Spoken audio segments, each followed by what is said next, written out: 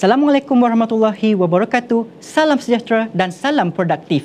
Anda bersama saya, Muhammad Amin Syazwan Mat Arif, penolong pengurus bahagian pembangunan kecemerlangan organisasi dari Malaysia Productivity Corporation MPC dalam program MPC Productivity Talk siri ke-12. Kami bersama anda setiap Jumaat jam 3 petang di MPC FB Live. Teruskan bersama kami dan jangan ke mana-mana.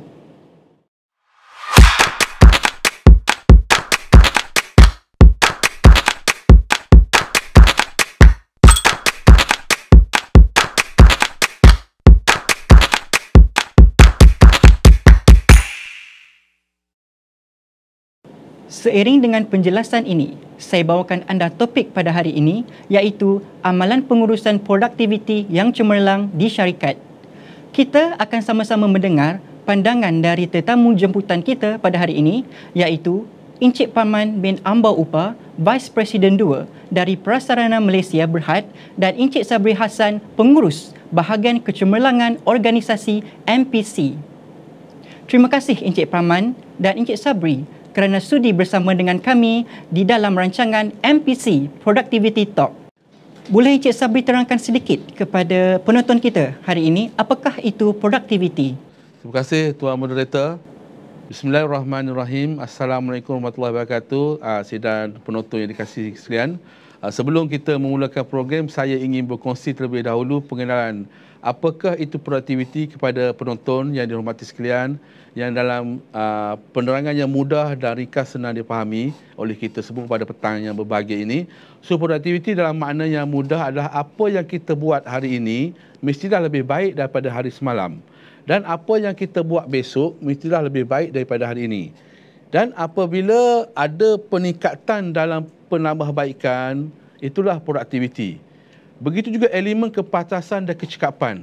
So, produktiviti adalah kita menggunakan kapasiti yang optimal, menggunakan sumber-sumber yang ada untuk menghasilkan produk dan perkhidmatan. Manakala kualiti adalah akhir sekali produk perkhidmatan yang akhir untuk pengguna. Okey, itu maknanya. So, dalam petang ini juga saya akan berkongsi dengan tuan-tuan yang supaya lebih jelas. Ada beberapa perbezaan pandangan tentang produktiviti. Okey, sebab kita ada pandangan pekerja, pandangan majikan. Okey, yang pertama perbezaan dari segi tenaga kerja. So, produktiviti bagi pekerja bermaksud menerima gaji yang tinggi. Ya, memanglah kita kerja memang nak gaji tinggi kan. Faedah dan keadaan yang persekitaran yang lebih kondusif. Ingat, kalau keadaan persekitaran yang kondusif, kita lebih kerja dengan lebih tenang dan lebih produktif.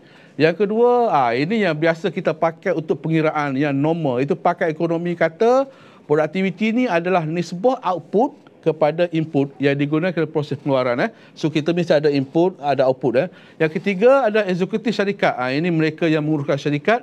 Bagi mereka, produktiviti adalah nilai tambah kasar, tolak susut nilai yang sumber digunakan dalam proses perbuatan. Bagi mereka, nak mencari keuntungan dan juga menggunakan kos. Okey, yang keempat, saintis teknologi kata produktiviti adalah langkah ataupun amalan untuk mengenal pasti pembaziran, waste, dan mengambil langkah pembetulan. Dia buat correction dan melalui penambahbaikan improvement kaedah untuk meningkatkan teknologi, kemahiran, kerja berpasukan yang lebih baik dan penyertaan dalam program production ataupun menghasilkan perkhidmatan tersebut. Bagi pelabur, mereka faham produktiviti macam ni. Boleh dicapai dengan mendapatkan dividen dan inisiatif yang lebih baik dengan pelaburan keuangan yang mereka keluarkan dalam usaha mendapatkan keuntungan. Memanglah pelabur ni memang dia fokus kepada keuntungan. Dan kedua akhir, iaitu bagi pengguna, produktiviti ini memberi produk dan perkhidmatan yang berkualiti, yang baik serta harga yang murah. Kita nak harga murah, barang baik dan juga taraf hidup yang lebih tinggi, yang lebih sempurna menjadi kehidupan. Dan terakhir sekali adalah yang ketujuh. Yang ketujuh ni yang sangat tuan-tuan kena dengar betul-betul. Bagi ahli perniagaan, tuan-tuan sebagai CEO, syarikat dan sebagainya, produktiviti adalah mengurangkan kos dan meningkatkan keuntungan. Itu yang paling utama apabila tuan-tuan amalkan produktiviti di syarikat tuan-tuan. Okey, sila ingat amalkan produktiviti di syarikat anda. Bersama kita sekarang di dalam studio adalah Encik Paman bin Ambau Upah, Vice President 2 dari Prasarana Malaysia Berhad, PC Leader dan merupakan seorang fasilitator cemerlang, bercakap mengenai amalan pengurusan produktiviti yang cemerlang di organisasi industri. Bolehkah tuan kongsikan sedikit amalan tadbir urus produktiviti di syarikat prasarana. Okey, terima kasih kepada Tuan Moderator berdasarkan pada soalan berkenaan tadbir urus produktiviti di prasarana. Kami melaksanakan produktiviti berdasarkan kepada fokus first. Pertama sekali kita berdasarkan kepada fokus area yang kita fokus kepada satu, kepada customer, iaitu pelanggan kita. Kedua adalah pengurusan penyelenggaraan. Ketiga dia operasi. Ketiga-tiga ini adalah bersangkut paut dan kita akan fokus mana area yang kita perlu pentingkatkan untuk memastikan kita punya pengurusan kepada bahagian pelanggan ini mendapat perkhidmatan yang lebih baik dari semasa ke semasa. Kedua, kita berdasarkan semua produktiviti ini kita ukur. Ukur bermakna kita measure semua produktiviti dari semasa ke semasa kerana kita akan sentiasa membuat penambahbaikan dari hari ke hari berdasarkan pada pencapaian yang telah dicapai. Seterusnya adalah kita rekod dan kita monitor setiap pencapaian-pencapaian tersebut, sama ada dari segi perancangan secara jangka panjang atau jangka pendek. Jadi laporan-laporan secara berkala sama ada dari mingguan atau bulanan akan dilaporkan kepada pihak pengurusan sebagai satu pemantauan dari pihak atasan kepada semua aktiviti-aktiviti penambahbaikan dan produktiviti yang kita telah rancang dan laksanakan. Okey, yang seterusnya adalah kita punya penlibatan semua kaki tangan. Penlibatan semua kaki-tangan ini perlu bagi memastikan semua aktiviti-aktiviti produktiviti itu berjalan dengan baik, terutama sekali dari segi operasi dan pengurusan penyelenggaraan. Kerana kedua-dua bidang ini adalah menyokong kelestarian dan kemapanan kita punya operasi perkhidmatan kepada pihak pelanggan. Apakah program yang akan dianjurkan oleh MPC untuk meningkatkan produktiviti di syarikat? Terima kasih Tuan Moderator atas soalan kedua ini. Okey, soalan kedua ini bagi penonton yang dihormati sekian, dan saya akan berkongsi tentang apakah program yang MPC anjurkan untuk membantu enterprise meningkatkan produktiviti di syarikat. Okey, kita di MPC ada satu program nama dia Productivity Improvement Program, iaitu kita menggunakan program ini untuk membantu enterprise. Cara pelaksanaannya, kita bekerjasama dengan company yang besar sebagai frontier company kita panggil, dan kita jadikan model company tersebut sebagai model untuk kita mengaplikasikan apa yang dilaksanakan oleh syarikat besar itu, dan kita akan keluarkan satu modul untuk dipraktiskan di syarikat yang enterprise yang kecil ini supaya mereka dapat satu gambaran guideline yang jelas untuk mereka laksanakan program yang sama seperti dilaksanakan oleh syarikat yang frontier tadi. So program ni, kandungan program ni Tuan Moderator, untuk penonton sekalian, kita ada dua kaedah. Dua pelaksanaan aktiviti. So, kita buat nurturing program dan juga coaching program. So kita akan kita akan melatih syarikat itu, kita buat knowledge transfer, dan kita juga akan pergi buat coaching program. Kita akan pergi guide untuk melaksanakan program itu sampai berjaya. So kita ada melakoni 3 perkara, iaitu kita akan buat awareness on productivity improvement, and then kita akan buat mindset change, yang ini training dan juga taklimat kepada pihak pengurusan dan juga kumpulan yang terlibat dalam melaksanakan program ini. Yang kedua, kita akan buat pre-diagnostic. So kita tengok dari segi level of improvement ataupun productivity dalam di syarikat tersebut, kita tengok di area mana yang company need, mana area mana kita boleh improvement. Kita akan buat analisis di area mana company kita boleh buat penambahbaikan. Yang ketiga, kita akan buat selection lah. Kita akan pilih company yang layak dan memberi komitmen yang tinggi untuk kita serapkan di dalam program kita ini membantu syarikat. Selain itu, kita akan dapat melaksanakan program penambahbaikan di syarikat enterprise. Encik Paman, sebagai seorang ketua dalam menerajui organisasi berkaitan dengan produktiviti di syarikat, bolehkah Encik Paman kongsikan bersama pendengar rancangan kita pada petang ini apakah mindset atau leadership skills yang perlu ada bagi seseorang bagi memastikan amalan pengurusan produktiviti dapat dilaksanakan dengan cara yang berterusan dan juga cemerlang? Terima kasih kepada Tuan Moderator berdasarkan kepada soalan tersebut. Mindset dan apa tadi? Leadership skill yang perlu ada kepada seseorang dalam memastikan kejayaan sesuatu aktiviti, produktiviti di syarikat tu perlu sebenarnya banyak benda perkara-perkara yang mempengaruhi keberkesanan dan kejayaan sesuatu organisasi. Okey, saya akan berkongsikan kepada empat sahaja mungkin untuk kali ini. Pertama, self awareness, maknanya kita aware dekat mana area yang perlu setiap jabatan atau bahagian yang ada di sesuatu syarikat perlu mengetahui self awareness, apa yang perlu diperbaiki, mengakui setiap kelemahan ada di setiap bahagian untuk mana yang perlu kita tambah baik, mana perlu kita improvekan supaya lebih produktif dari semasa ke semasa. Kedua, kita punya communication. Communication ni adalah kunci kepada kejayaan sesuatu program untuk memastikan produktiviti sesuatu kerja itu boleh meningkat dari semasa ke semasa. Terutama sekali adalah top down punya komunikasi. Okey, seterusnya adalah kita punya influence. Macam mana sesuatu organisasi atau penyelaras atau suatu ketua organisasi itu memberi impak kepada dia punya kaki tangan, sama ada dari atasan, bawahan atau pertengahan. Okey. Komunikasi yang tidak berkesan akan mempengaruhi keberkesanan. Keberkesanan sesuatu produktiviti sama ada dari segi proses atau produk atau perkhidmatan sesebuah syarikat. Seterusnya adalah dia punya agility, learning agility. Kepantasan mana sesuatu kaki tangan atau syarikat tersebut dapat mempelajari sesuatu yang baru. Okey, jadi dalam konteks ini sesebuah syarikat atau penyelaras sesuatu untuk produktiviti kita amat memainkan peranan penting bagi memastikan setiap pembelajaran atau sebuah teknologi yang baru perlu diketahui, perlu disampaikan dengan lebih jelas kepada seluruh kaki tangan bagi memudahkan pelaksanaan sama ada pada masa akan datang atau pada masa sekarang. Keadaan ini amat penting bagi melestarikan semua aktiviti-aktiviti produktiviti berjalan dengan lebih lancar dan berkesan dari semasa ke semasa.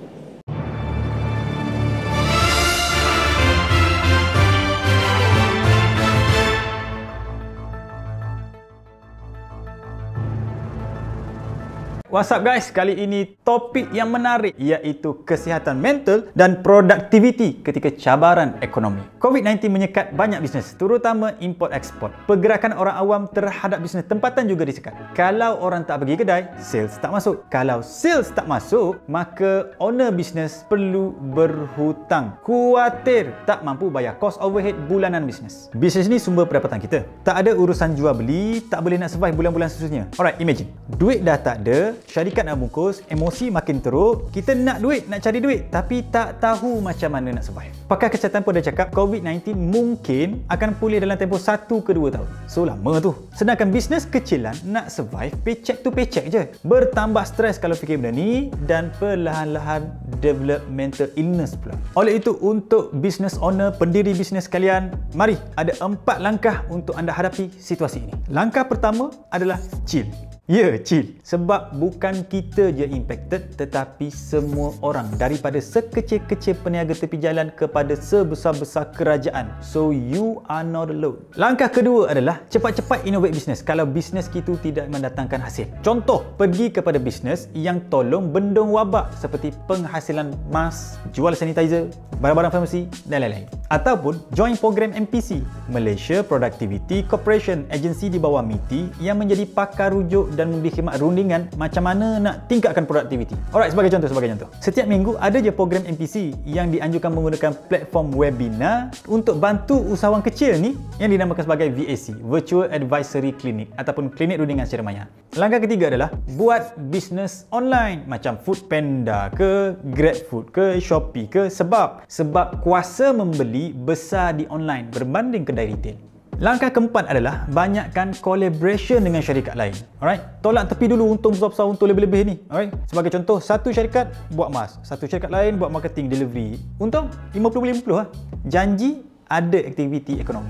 Mudah cerita, fasa cabaran ekonomi ni fokus dia bukan untung, tetapi daya tahan semasa wabak ni. Dan kita tak akan dapat bertahan tanpa kesihatan mental yang stabil. Oleh itu, pendiri bisnes, business owner, be strong dan all the best.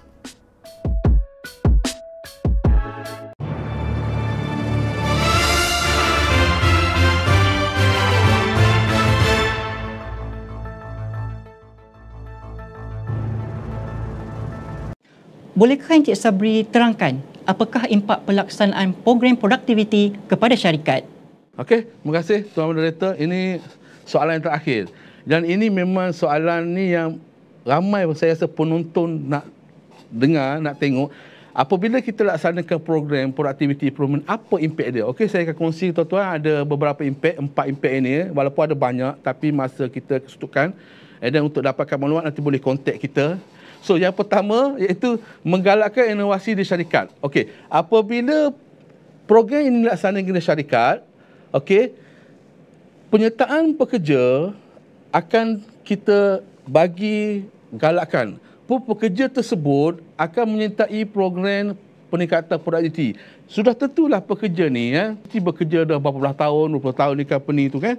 So dia banyak idea sekali. Dia banyak kata sesuatu penambahbaikan yang boleh dilaksanakan. Dan apabila program ni productivity improvement ni ada, so kita akan menyuburkan atau menggalakkan inovasi berlaku di dalam syarikat. Okey, yang kedua, yang ni memanglah, yang kedua ni meningkatkan hasil syarikat. Yang ni memang sangat memberi impak apabila peningkatan produktiviti dilaksanakan. Sebab zaman COVID-19 ni, so kita rasa sesuailah untuk company buat riset ataupun review untuk kita bagaimana melihat balik mana-mana proses kerja yang kita buat dulu mungkin ada ketinggalan. Dan di sini kita boleh buat penambahbaikan dalam proses kerja dan kita boleh tengok balik Tuan Moderator kan, dengan ini mana-mana yang boleh penambahbaikan kita akan buat penambahbaikan. Dan juga of course lah kan, dapat mengurangkan pembaziran yang berlaku dalam syarikat. Kita dah dapat tengok mana yang kita boleh kurangkan kos disebabkan oleh pembaziran. Kadang-kadang tu banyak pembaziran yang berlaku dari segi waiting time, dari segi work in progress, dari segi inventory, kadang-kadang dari segi transportation tu, and kita boleh kurangkan.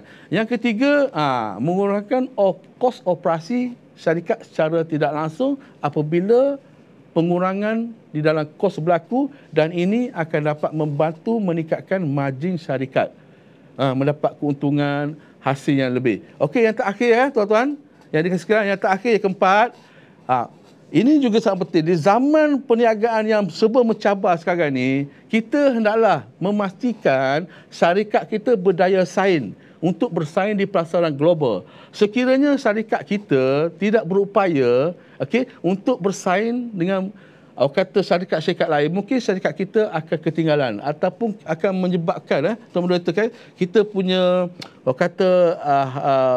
hasil jualan akan berkurangan kerana tidak boleh mampu bersaing dengan syarikat-syarikat lain yang di luar sana. Okey, saya rasa itu saja. Saya rasa yang sangat memberi impak kepada syarikat. So tuan-tuan, ingat, laksanakan produktiviti di syarikat anda. Pasti syarikat anda akan terus berdaya saing dan menambahkan lagi pendapatan dan juga kemajuan syarikat. Okey, sekian, terima kasih. Soalan saya yang terakhir, apakah perancangan dan strategi syarikat dalam mengekalkan pengurusan produktiviti bagi memastikan syarikat lebih produktif dan lebih berdaya saing untuk menyediakan perkhidmatan yang terbaik kepada pelanggan pada masa hadapan? Terima kasih Tuan Moderator. Soalan yang cukup baik untuk saya kongsikan kepada semua pada pendengar atau okey. Kelestarian adalah amat penting dalam memastikan produktiviti ini kita jalankan dari pada masa sekarang sehingga selagi kita menjalankan perniagaan dalam yang perkhidmatan kepada perkhidmatan kepada kita punya pelanggan. Okey. Antaranya adalah bagi memastikan kelestarian ini, satu, kita kena menyediakan pengukuran yang mudah bagi semua kaki tangan kita bagi memastikan setiap usaha-usaha yang berkaitan dengan produktiviti ini dapat dicapai dengan lebih baik. Okey, dengan lebih jelas. Okey, seterusnya adalah seterusnya kita perlu ada kaedah macam mana kita nak dapatkan idea-idea daripada kaki tangan kita, sama ada dari pihak pengurusan, operasi, penyelenggaraan ataupun frontliner kita. Jadi kita kena ada satu mekanisme bagaimana kita berkongsi idea-idea mereka untuk dilaksanakan bagi membantu peningkatan mutu perkhidmatan syarikat. Okey, seterusnya adalah berkaitan dengan kita punya data mapping. Data mapping ini adalah penting bagi kita memberi pemahaman kepada semua kaki tangan bagaimana data-data yang kita peroleh daripada kita punya pelanggan, daripada kita punya third party stakeholder, untuk memastikan semua data-data itu adalah dapat difahami dan diguna pakai untuk membantu dalam membuat keputusan bagi meningkatkan produktiviti perkhidmatan syarikat. Buat masa ini, itu saja yang saya dapat kongsikan berkenaan kita punya sesi pada pagi ini. Pada kali ini, saya serahkan kepada kita punya Tuan Moderator untuk seterusnya. Terima kasih Encik Parman di atas penerangan serta perkongsian itu tadi. Demikianlah betapa pentingnya amalan pengurusan produktiviti yang cemerlang di syarikat. Inisiatif ini penting untuk peningkatan pertumbuhan produktiviti yang dipraktiskan dalam syarikat dalam memberikan kesan terhadap prestasi syarikat dan perkhidmatan yang terbaik kepada pelanggan. Sekali lagi, terima kasih diucapkan kepada tetamu jemputan kita pada hari ini, iaitu Encik Parman bin Ambau Upah dari Prasana Malaysia Berhad dan Encik Sabri Hassan dari MPC di atas perkongsian yang produktif pada hari ini. Baiklah, kita telah pun sampai ke penghujung rancangan. Jumpa lagi pada minggu hadapan di hari dan waktu yang sama, Jumaat 3 petang. Stay safe, kekal positif, kekal produktif.